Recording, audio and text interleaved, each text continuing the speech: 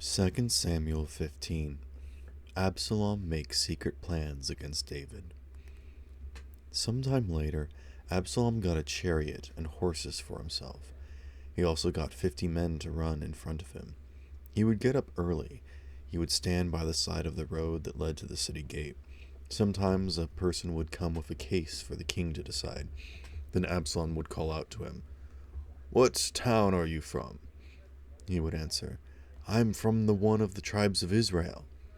Absalom would answer, "Look, your claims are based on the law, so you have every right to make them. But the king doesn't have anyone here who can listen to your case." Absalom would continue, "I wish I were appointed judge in the land. Then anyone who has a case or claim could come to me. I would make sure he is treated fairly." Sometimes people would approach Absalom and bow down to him. Then he would reach out his hand. He would take hold of them and kiss them. Absalom did that to all the people of Israel who came to the king with their cases or claims. That's why the hearts of the people were turned toward him.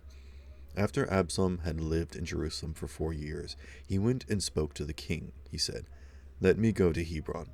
I want to keep a promise I made to the Lord. When I was living at Geshur in Aram, I made a promise. I said, if the Lord takes me back to Jerusalem, I'll go to Hebron and worship him there." The king said to him, "Go in peace." So he went to Hebron. Then Absalom sent messengers secretly to all the tribes of Israel. They said, "Listen for the sound of trumpets. As soon as you hear them, say, 'Absalom has become king in Hebron.'" Absalom had taken 200 men from Jerusalem with him to Hebron. He had invited them to be his guests. They went without having any idea what was going to happen. While Absalom was offering sacrifices, he sent for Ahithophel. Ahithophel was David's advisor. He came to Absalom from Gilo, his hometown. The number of people who followed Absalom kept growing, so he became more and more able to carry out his plans against David. David runs away from Absalom. A messenger came and spoke to David. He told him, "The hearts of the people are turned toward Absalom." Then David spoke to all of his officials who were with him in Jerusalem. He said, "Come on, we have to leave right away. If we don't, none of us will escape from Absalom. He'll move quickly to catch up with us. He'll destroy us. His men will kill everyone in the city with their swords." The king's officials answered him, "You are our king and master. We're ready to do anything you want." The king started out. Everyone and his whole family went with him, but he left 10 concubines behind to take care of the palace. So the king and all of those who were with him left. They stopped at a place that wasn't very far away. All of David's officials marched past him. All of the Kerethites and Pelethites marched along with them, and all of the 600 men who had come with him from Gath marched in front of him. The king spoke to Ittai. He was from Gath. The king said to him, "Why do you want to come along with us? Go back. Stay with King Absalom. You are a stranger. You left your own country. You came to join me only a short time ago. So why should I make you wander around with us now? I don't even know where I'm going, so go on back. Take with you the others who are from your country, and may the Lord be kind and faithful to you." But Ittai replied to the king, "You are my king and master. I want to be where you are. It doesn't matter where I live or die, and that's just as sure as the Lord and you and I are alive." David said to Ittai, "Go ahead then. Keep marching with my men." So Ittai the Gittite kept marching. All of his men and all their families marched with him. All of the people in the countryside sobbed out loud as David and all of his followers passed by. The king went across the Kidron Valley. He and all the people who were with him moved on toward the desert.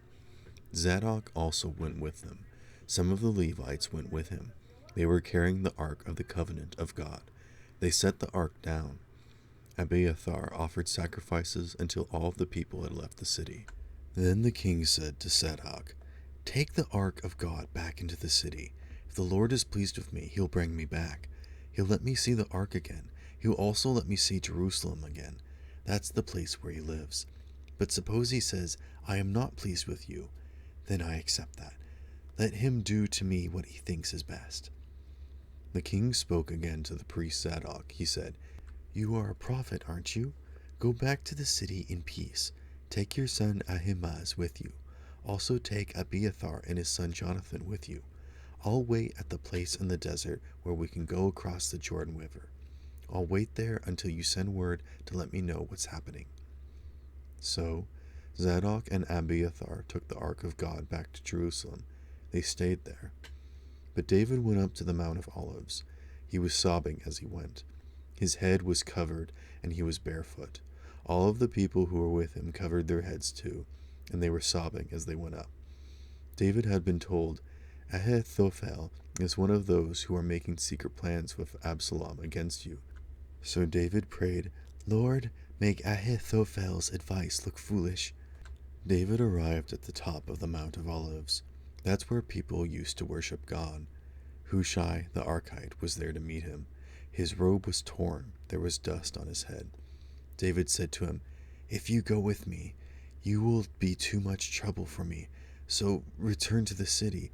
Say to Absalom, 'King Absalom, I'll be your servant. In the past I was your father's servant, but now I'll be your servant.' If you do that, you can help me by making sure Ahithophel's advice fails. The priests Zadok and Abiathar will be there with you. Tell them everything you hear in the king's palace. They have their sons of Ahimaaz and Jonathan there with them. Send them to tell me everything you hear." So David's friend Hushai went to Jerusalem. He arrived just as Absalom was entering the city.